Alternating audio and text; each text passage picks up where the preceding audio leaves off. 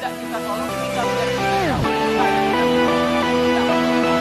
Kita jauh kepadanya, tidak mau meminta tolong kepadanya. Itu apa gunanya kita tanya? Dia berpangkat agar dalam rangka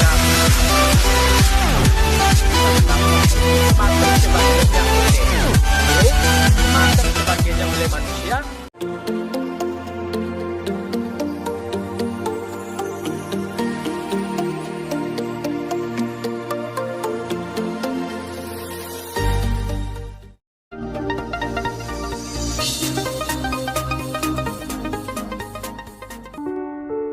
Assalamualaikum warahmatullahi wabarakatuh.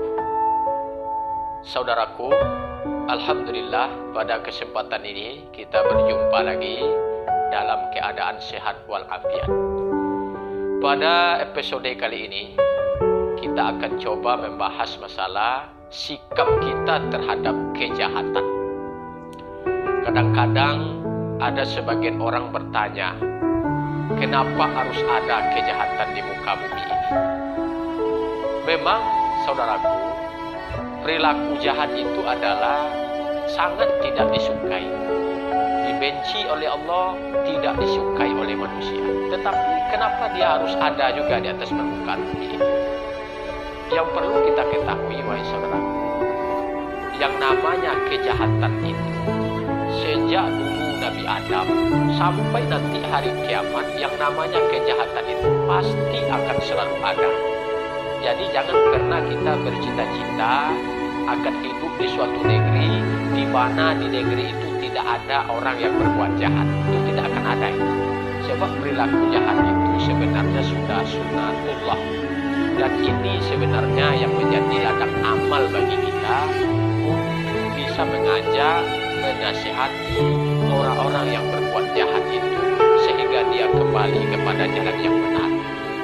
Seperti kata Allah, walau syi'na la'ataina kulla nafsin hudaha walakin haqqal qawlu minni la'amla'anna jahannam minal jinnati wan nasi ajma'in.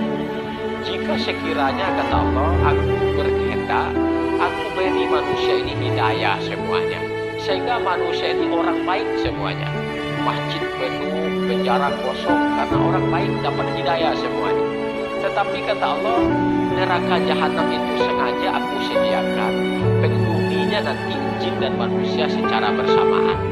Jadi kalau seandainya orang baik semuanya, tentu seolah-olah nanti surga saja yang penuh, neraka pada kosong. Jadi makanya sebab itu hikmahnya, maka diadakanlah di atas permukaan bumi ini ada orang baik, ada pula orang yang jahat. Dan bagi kita sebagai umat Islam adalah orang jahat itu merupakan ladang amal bagi kita untuk menasihatinya, untuk menyampaikan kebenaran kepadanya, untuk mengajaknya kepada perbuatan yang lebih baik. Makanya oleh sebab itu kita berusaha untuk mengajak orang yang jahat itu dengan himbauan-himbauan yang bersifatnya menyentuh, yang sifatnya bijaksana, untuk supaya dia bisa kembali lagi kepada kebenaran dan jalan Tuhan. Makanya kita diajarkan oleh Allah, ud'u ila sabili rabbika bil hikmah wal mau'izatil hasanah wajadilhum billati hiya ahsan. Di akhirnya kata Allah, wallahu a'lamu biman dhalla an sabili wa huwa a'lamu bil muhtadin. Ajaklah manusia ke jalan Tuhanmu dengan hikmah, dengan nasihat-nasihat yang baik, dengan anjuran-anjuran yang baik, dengan kata-kata yang bijaksana. Kemudian berilah contoh suri teladan yang baik. Kemudian kalau mau saling bertukar pendapat, mau berdebat, berdebatlah secara yang baik. Kemudian di ujung ayat kata Allah, Allah yang tahu siapa yang mendapat petunjuk dan siapa pula yang tersesat dari jalannya. Jadi tugas kita, orang yang jahat itu adalah ladang amal bagi kita, dan hendaknya ini menjadi penyemangat bagi kita untuk saling menasihati kepada kebenaran. Jadi kesimpulannya, wahai saudaraku, jangan benci kepada orang jahat, tapi berusahalah untuk mendekatinya, ajak dia kepada kebenaran. Kemudian secara kejiwaan, secara psikologi kalau kita lihat, Sebenarnya wahai saudaraku, tidak ada orang yang mau buat jahat. Tidak ada orang yang mau dijauhi. Tidak ada orang yang mau dihina. Semua orang ini pasti ingin berbuat baik. Tapi kenapa ada orang terdorong untuk berbuat jahat? Karena kadang-kadang daya tarik untuk berbuat kejahatan jauh lebih menarik ketimbang daya tarik untuk berbuat kebaikan. Nah, ini barangkali yang menjadi motivasi kita. Bagaimana kita di dalam mengajak kepada kebenaran itu menggunakan bahasa-bahasa yang menyentuh, jangan menyalahkan. Percayalah, tidak ada orang yang mau disalahkan, apalagi sampai menghina-hina, mencaci maki dan lain sebagainya. Maka mengajak itu jauh lebih utama, menyentuh secara kepribadian itu jauh lebih utama. Kadang-kadang kita tahu bahwa saudara kita itu sekarang ini sudah berada di lembah yang hitam, berada di dalam kesesatan.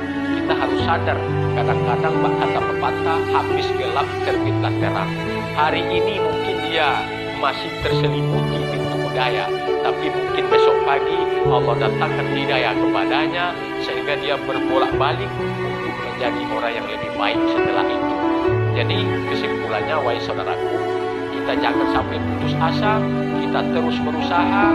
Setelah kita berusaha untuk saling menasihati kepada kebenaran, mengajak dengan cara yang bijaksana, baru yang terakhir kita berdoa kepada Allah, kita serahkan kepada Allah, karena kata Allah, Allah lah yang tahu siapa yang tersesat, siapa yang mendapat petunjuk dari jalannya.